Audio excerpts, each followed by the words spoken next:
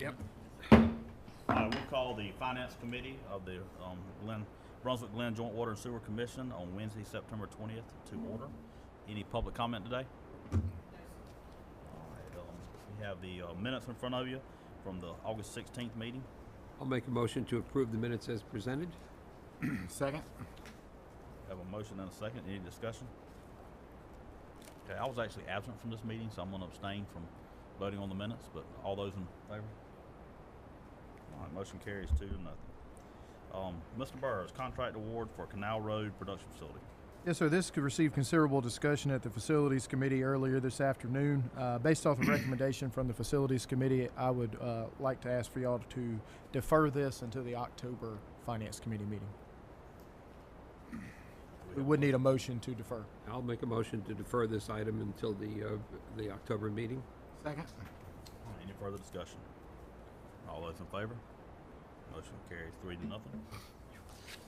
Burroughs, Academy Creek Influent Pump Purchase. Yes, sir. This was discussed at the Facilities Committee meeting. We have 4 influent pumps at Academy Creek. 2 of them have been out for repair, and it's been determined that the existing pumps are obsolete and parts are no longer available to rehab the pumps. We could have some of the parts machined as necessary. We got a quote of $30,000 to machine an impeller, and we have additional work that would need to be done to each of the pumps. Given the high cost to repair 20-year-old wastewater pumps, we went out for requests for replacement pumps for these.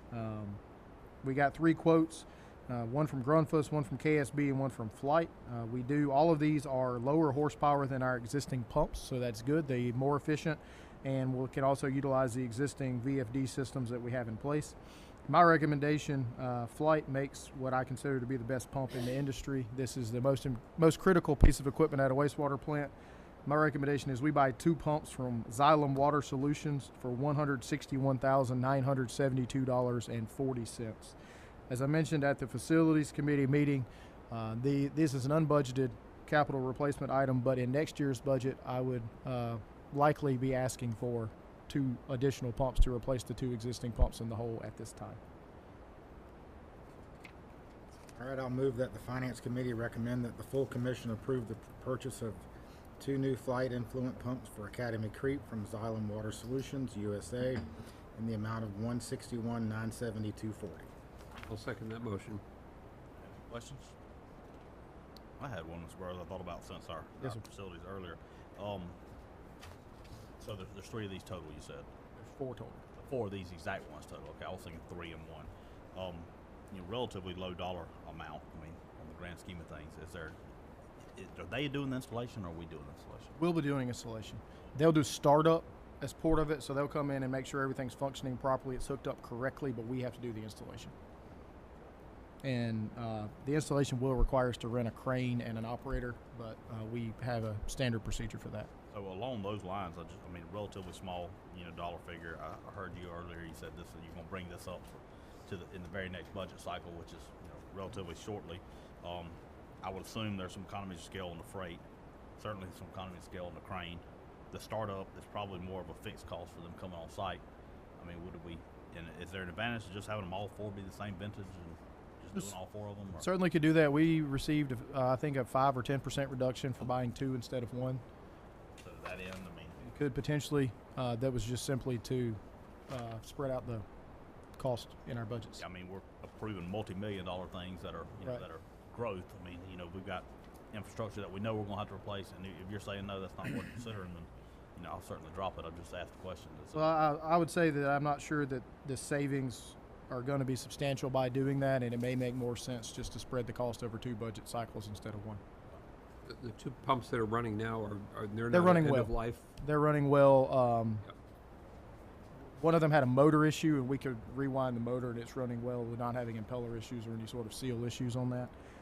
So they're both running very well. Although when we do get these 2 new pumps, assuming that this gets approved today and tomorrow, these will become the main pumps, and the other 2 will be our secondary pumps if necessary. And they're more energy efficient than the They're old more ones. energy efficient. On the flip side, we've got 2 that are older, and we know we're going to replace them next year anyhow. Would we not be better off to keep the life off the new ones and just run those till they?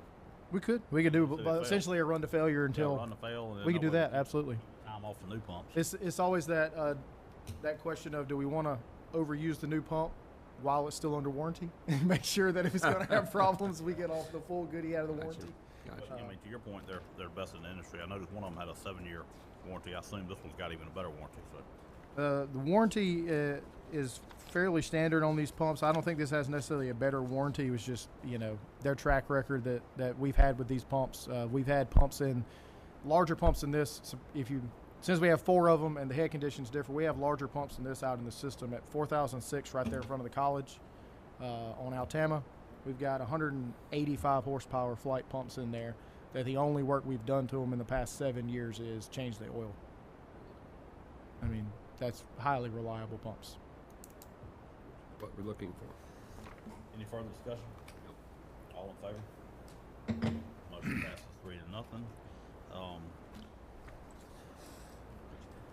Capital equipment purchase security camera system upgrade, please. I'll discuss, and then Mr. Caleb Head, who is our admin services manager, he does meter services and IT for us, is here to answer any specific questions you may have. As part of our budget this year, we budgeted $70,000 to do upgrades to our security camera systems. These would be replacement for existing or new systems at Dunbar and Southport, and also at the Harrington warehouse facility. We are continue to try to improve our security camera systems to monitor comings and goings and make sure there's no issues at our facilities, particularly those that don't have people stationed at them 24/7. So the cost to replace purchase these security camera systems is $69,843.50. This is a budgeted item, a budgeted capital item in the system in the administrative services operating budget. You see, we did get 3 different quotes, and this one came in a couple $1,000s less than the others for all the ancillary parts. We'll note there may be a minor amount of additional materials needed for this, but we see less than $500 likely for all that material. I'll move that the Finance Committee recommend the full commission approve the capital investment of $69,843.50 to purchase cameras and additional hardware to establish or increase security and process monitoring at our facilities. Second. All right, any discussion? I have a couple of questions. I kind of looked through at the pricing on this, and it was interesting because I actually went to Amazon, and it's interesting because some of the individual cameras were maybe $50, $100 cheaper, but of course then when it comes to the controller that controls the whole system, that wasn't available. Right. And I know that there's a licensing issue with that also, so I know that I think you did very good. The diligence done on the pricing on this is pretty notable, and it is significantly below what the list prices are on things online. So I just wanted to mention that. And this is going to really increase our coverage of all these different facilities, right? Right. How long is the video retained? About what time?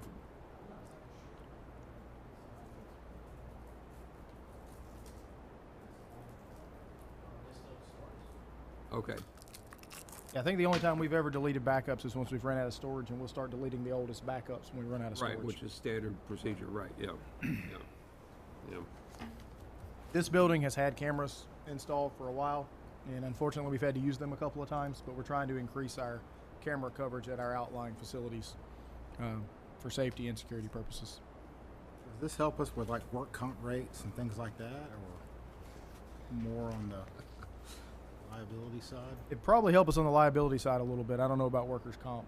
Certainly if something were to happen and us having video footage could help in those situations.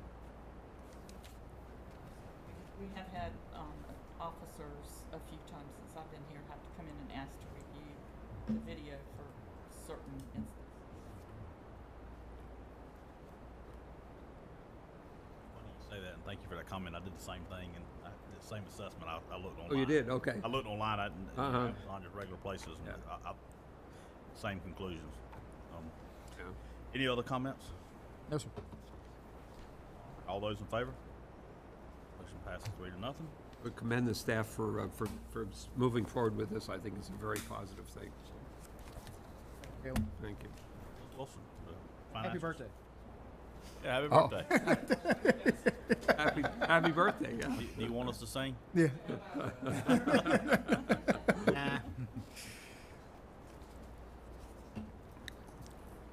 afternoon, Commissioners.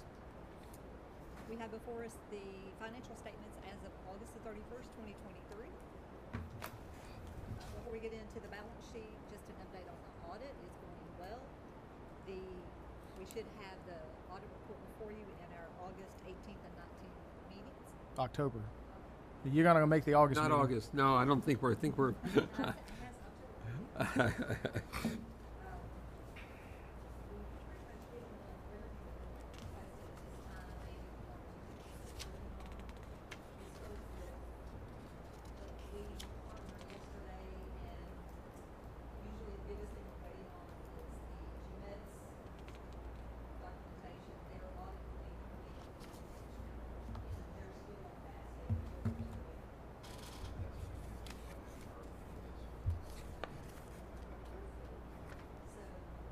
Part of our process is getting these audit report to the city and the county by the 15th. We know that that's not what happens. Know that it will be pending final approval at these meetings. Our auditor was complimentary to us, saying that we're probably the best client that he has as far as getting information.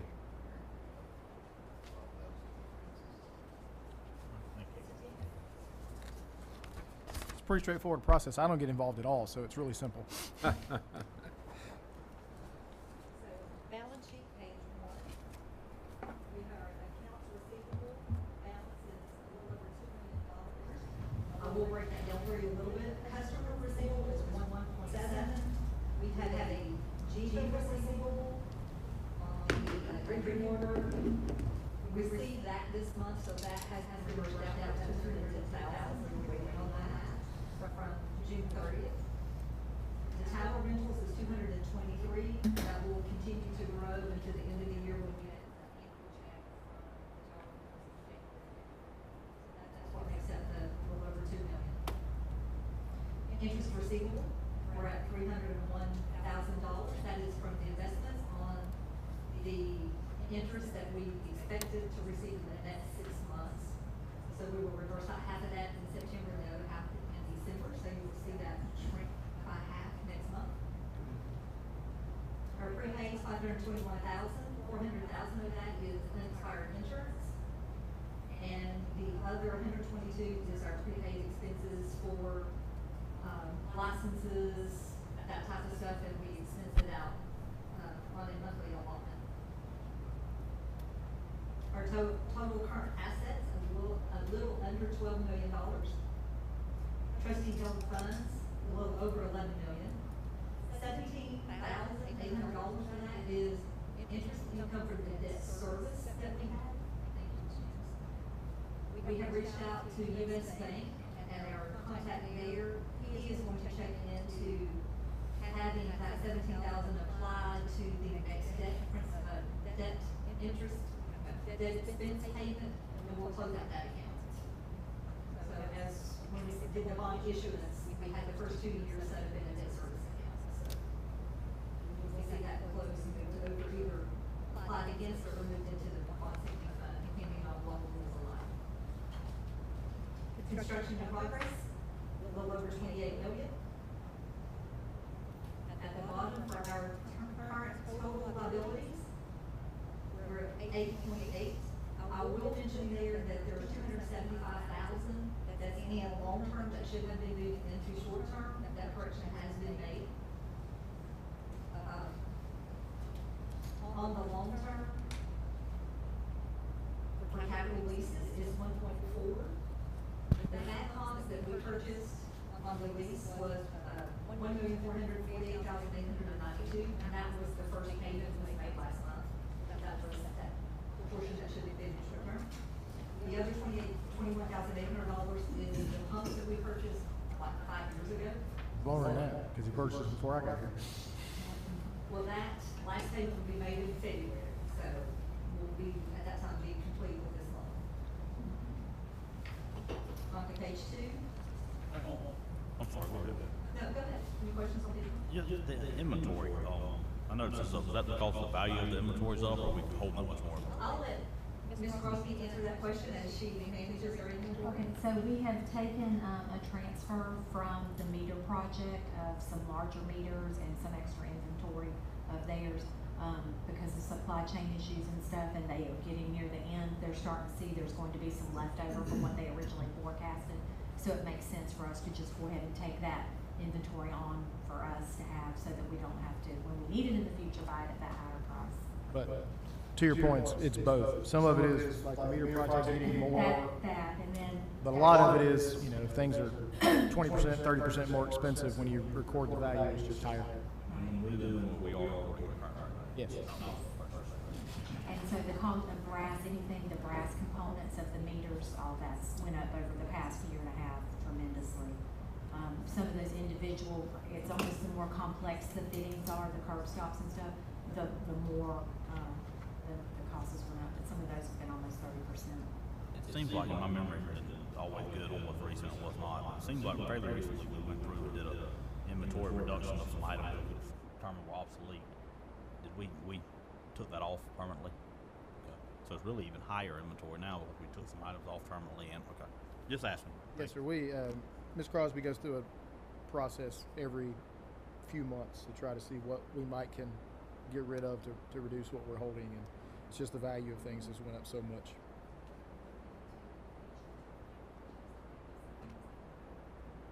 Changes, and there may be another handful of things that we can get. We don't usually get a lot of value out of that stuff, because most of the time when we're getting rid of it, it's because it's something that's become obsolete. But you never know that sometimes out there's someone that still has, you know, for lack of a better word, you know, that old thing, that the one thing we have may be worthwhile to them. We found that with the SCADA equipment, like it was so gone, nobody was really interested in giving us any value on that. That was one item that the auditors did have an inquiry about, and they saw the increase in that. They always do a thorough test on everything. And there'll probably be one more adjustment at the end of the meter project for what's outstanding, particularly on some of the larger size meters. And it'll probably be enough dollars that that'd be significant, so we'll probably note that again, probably on next year's audit as well.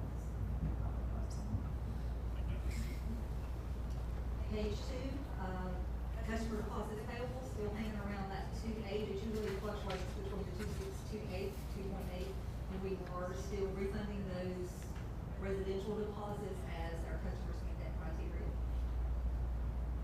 Any questions on the balance sheet? On to page 3. Our summary revenue.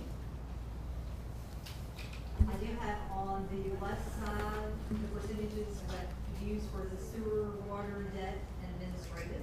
18.63 for sewer, 19.32 for water, 16.61 for debt, and 16.75 for administrative fees. We are slightly under budget on the sewer revenues. We are significantly over budget on the interest income, and that fluctuates month to month. We received more interest income last month than we did. I noticed a little bit of a difference this month versus what we had in last month. But we are over budget by a little over $500,000 on projected revenues. I will get into our expenses in just a moment, but I will note for the net operating revenue, we are slightly over budget because we are over budget on the expenses due to the ghost. I'll get to that in a moment. We'll note on the sewer revenues, it says we're under budget. That is almost entirely due to our largest customer no longer being our largest customer. At the bottom, we have capital improvement fees. At this, as of August 31st, we have received $176,220 on tap fees plus revenues. At the end of 2023, we had a little over $1 million. Please note that $902,000 of that was for the 2022 SLOSS that was earned but not yet received for April, May, and June. So we did not receive that check until the end of August. So that first 3 months was noted as revenue in the 2023 fiscal year.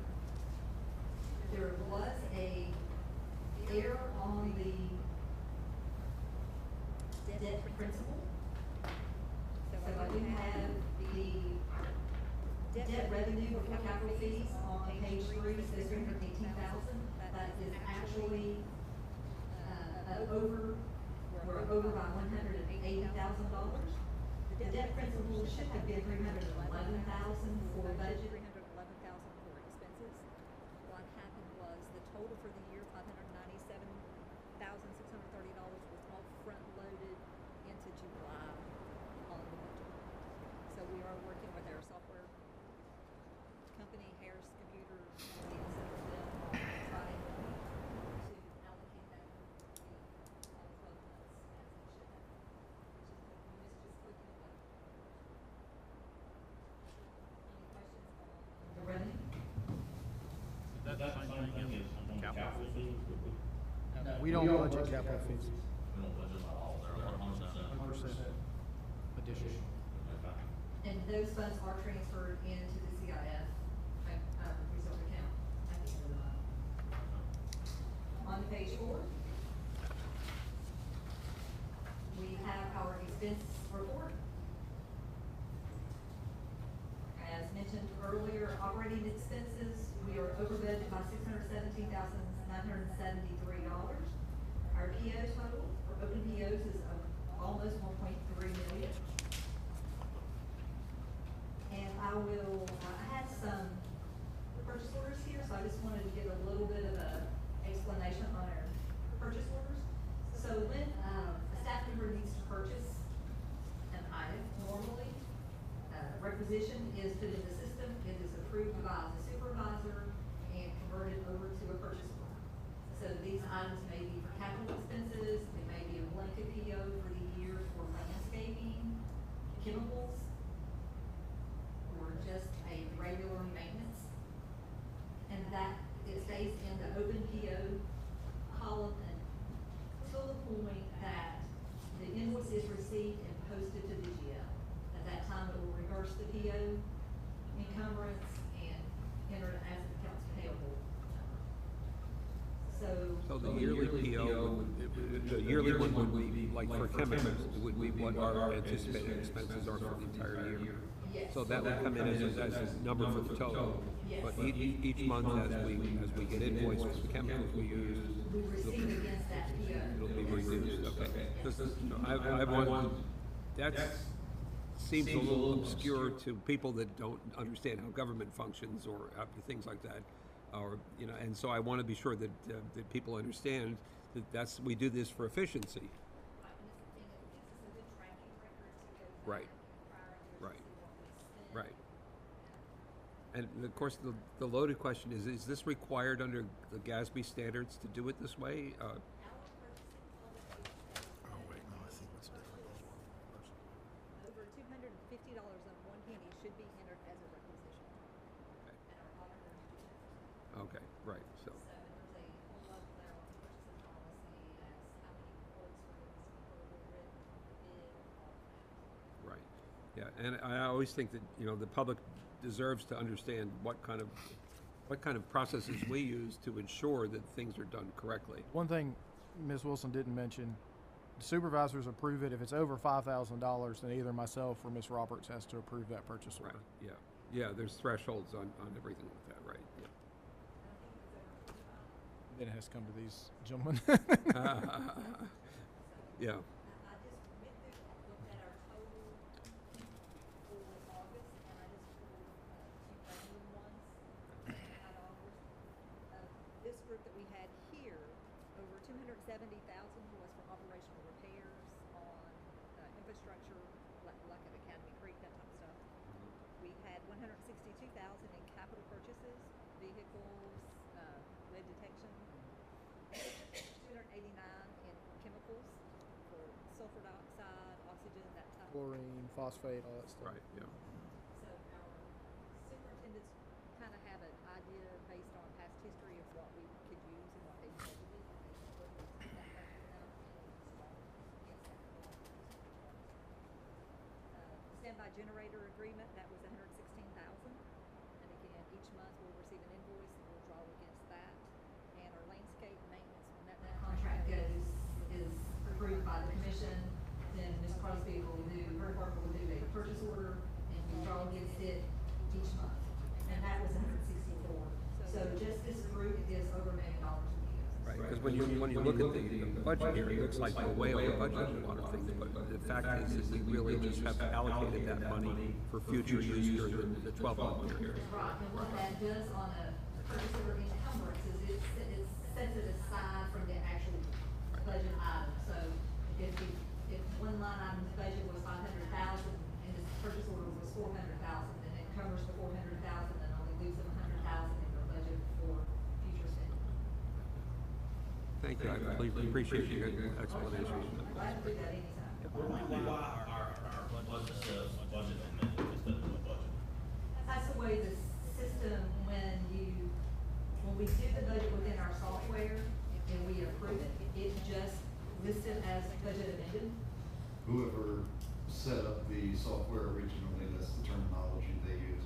We have a working budget, we have a amended budget, we have an adopted budget. But I would just term that as our budget. I mean, that's the budget that was really. That's the budget that's approved. Essentially, I think the reason they use the term budget is because the superintendents request a budget amount, and then it gets amended by our finance team as we're looking through budget, and amended again as we bring it to you. So the budget request is amended, so that's why it's deemed amended budget. Ultimately, it's It's the fine. enacted budget. No, it's the budget Yeah, that was just approved in here, clarify. absolutely. Yes.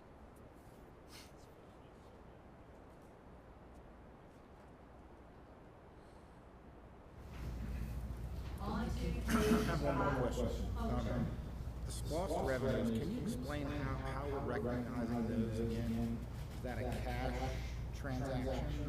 We approve? We had to accrue 3 months. Okay. The SPOS sales tax, when it started in April, was collected in April, sent to the state. The state does their thing in the month of May, sends it to the county, then the county does their thing. So there's a time lapse of 2 to 3 months on that. So for auditing purposes, we have to book a receivable that we have earned that, because we reached out to the county, they told us what that amount was going to be. The 3 months was a total of 902,000. So we put that as a receivable on June 30th for the 902,000. We received that check in August. So at that time, then it became a debited to cash and reversed them out of receivables. So this fiscal year is zero because we haven't received the proceeds from July. I will correct that right there. We did, not as of August. Yeah. We received it in September. So you will see on the September 30th statements, 343,000 for SLOSS revenue because it was received in this fiscal year, it was earned in this fiscal year, received in this. We treat that different than sewer revenue. We know the sewer revenue is gonna be, we book the sewer revenue in the same month that we earn it, if you will. We also had an unearned revenue on the balance sheet. Unbilled, it's called unbilled revenue. So that's basically the same thing because they're using it, then we're billing them for it. So the unbilled revenue of $1.7 million on June 30th, that's the same thing, we have to calculate that afterwards. So through the month of July, we run a sales journal that tells us what the revenue would have been based on the billing cycle. Then we have to do a calculation for that and book that for July. So if we were having to book that every month, we would take 1 full month to book that. Because there is a time issue.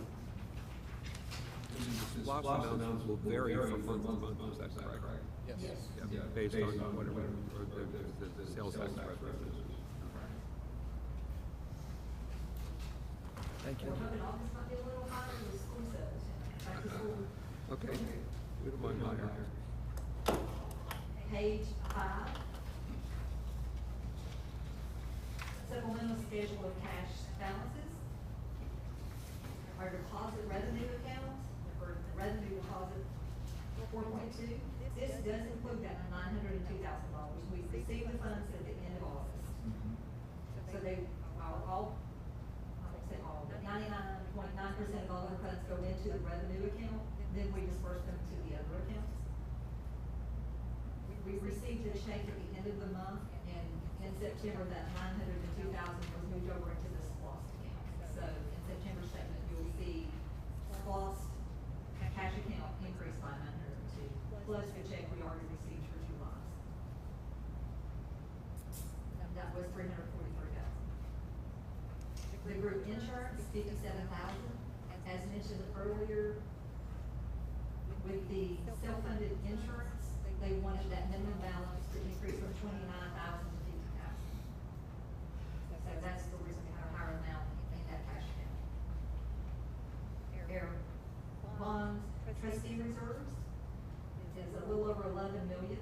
The original bond issuance of the 2021 bonds was a little over 15 million, so we are drawing that down. There should be another draw request go out this week or the beginning of next week. That does include that 17,000, that's the debt service. Page 6, as mentioned, the SPOS account does not reflect the 902, it will in September. Our total cash, reserves, and investments is a little under 79 million. Mr. Owens is monitoring the numbers on the overnight cash versus investments to find out, to see when the optimal time is to move cash from cash to investments. You have any questions? I did have a question on that. So back to the first page, the interest expense, interest received. What period is that interest receivable for? On the balance sheet? Yes, ma'am. So when, on June 30th, we have to book an entry for any interest that would be received in the following 6 months. So interest on bonds are paid twice a year. So we go back to the last previous time, there is a calculation. We get it from the bank. Synovus has on our statements, they keep track of how much interest we've accrued on our bond portfolio, and we book that as an interest receivable at that time. So we're owed 301. Correct. Thousand. And we have what received period it. of time is that 301? It's over a random the last 6 months so it should be from January to June of 2023, and it will be paid out in. But this is on August 31st. That 300,000 is on August We 31st. booked it on June 30th, so it would be for the upcoming July through December time period, for the following 6 months. So this 301 is on there, I'm understanding it correct? That is $301,000 that we owe to us for the months of July, August, September, Yes. October, November, December. Yes, so what we normally do They'll pay is. us in December, so. Well, they're paying us along as the bonds make their interest payments to the bank. The process is just simplified for accounting purposes to book the receivable year end and then reverse it mid-year. Okay. Currently, year to date, our bond portfolio has paid us $63,000 in interest. The reserve funds that we have in overnight cash, that's paid probably about $46,000 to $47,000 in interest from the money market fund. So we've received almost $110,000 in interest so far. So we received 110,000 in interest this year, and I think you were answering my question, I was trying to head over, I'm trying to exactly ask the question. So 110,000 so far, so approximately 51, so 600,000 a year. In my mind, I thought we were getting close to 5% on a lot of those things, but that was closer to 2.5 million with the single family. The update that I've given on, and I believe you were probably out last month, our, for the finance committee meeting, our bond portfolio, the funds that we keep in the money market fund of that, currently that's yielding about 5.2%.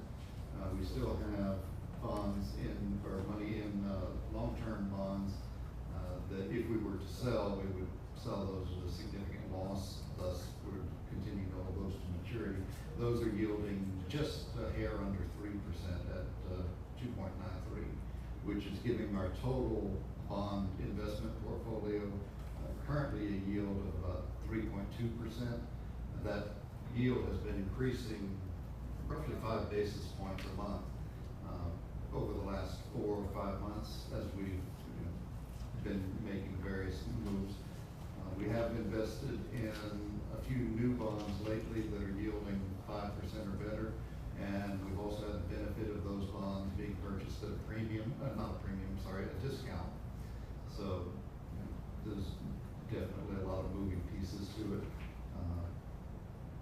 Yeah, we're seeing significant improvement. So far this year, we've had positive fair market value adjustments on our portfolio of $312,000 as well. So in addition to the $110,000, another $312,000 is also affecting our income to the positive based on just the value of our holdings rising. The Fed met today, and I saw just before coming into the meeting that they're going to hold rates where they are for the time being, with possibly one more rate increase coming this year, which would probably be another quarter of a point increase.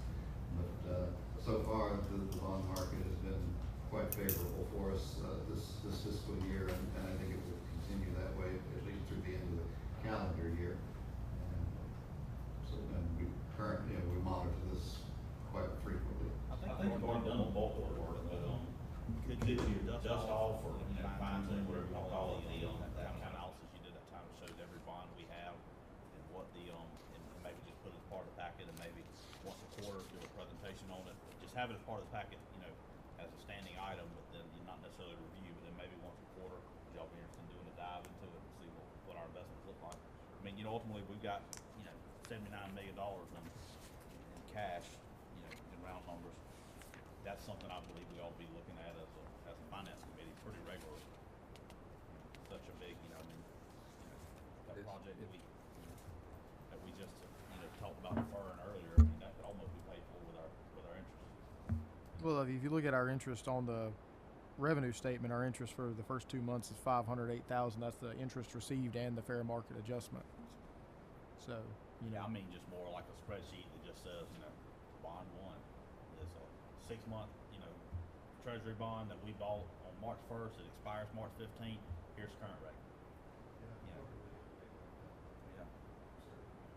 If you don't, what I love, if y'all are okay with it, is to have a monthly submission in the packet where it's updated monthly but not reviewed monthly. You don't have to present it monthly. We don't have to go through the detail, but just have it as a viewable for us, and then maybe once a quarter do a deep dive into it. What are y'all's thoughts? I don't know if we need it monthly. I mean, are there that many changes every single month in the bonds, or? Not, it's just one extra piece of paper. I'm not saying a presentation on it monthly, just when we have to get the finance. Yeah, in the packet, just if it's not changing. Yeah, that could be in there, sure. Yeah. Print it and one extra piece of paper.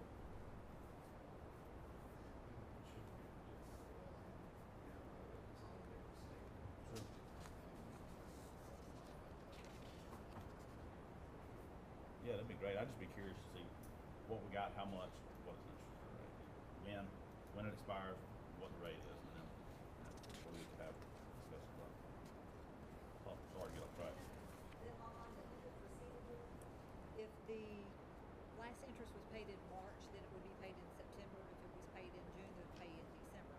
So when we first started doing the investments, we were trying to book that receivable in part of it in July, but it put us in a negative because some of those we may not have had anything due up in July. It may have been August to September.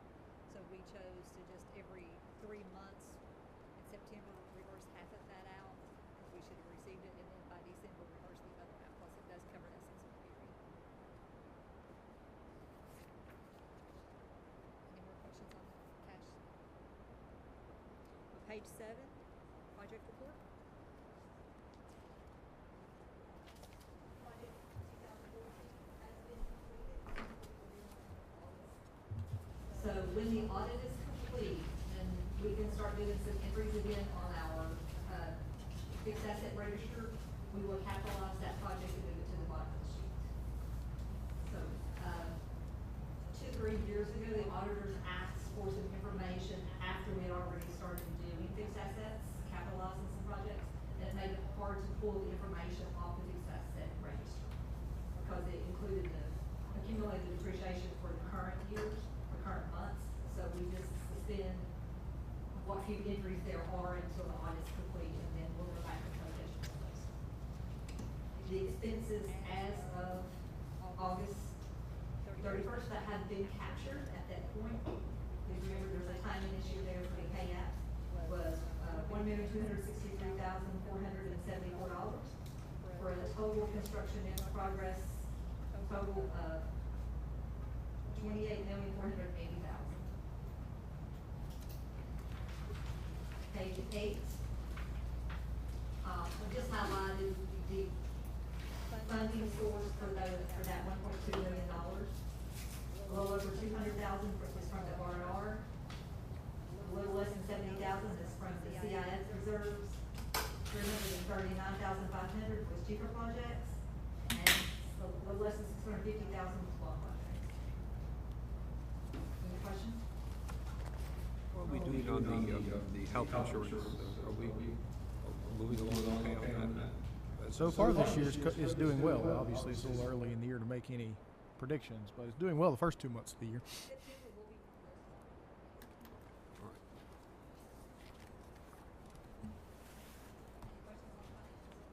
Thank you for the report. I think any questions specific on that? I have a couple questions. I don't know that are specifically on the finance, but you might be the person to answer, or maybe Andrew. Where are we at with? Thank you for the deposit update. But where are we at with changing the ordinance so that if somebody meets certain credit criteria, Done. that's done. So we're not doing that anymore. So if somebody got okay, what is that criteria? Just curious. I don't remember, but it's fine. been changed. No, that's good. No, not collecting. not collecting deposits on the front. The ordinance has been changed. I don't remember what all the If requirements somebody are. comes in and they've got good credit and they're moving to the community, they're not paying a deposit. I don't. There is a process for that. I know one of the things was if you've had other accounts with us that are in good standing, we refunded your deposit on account A and you're starting account B. We don't charge you a deposit for account B. I knew we got that done, but I thought we were also looking to see. We did all that. Yes, sir. I don't remember what all the parameters are.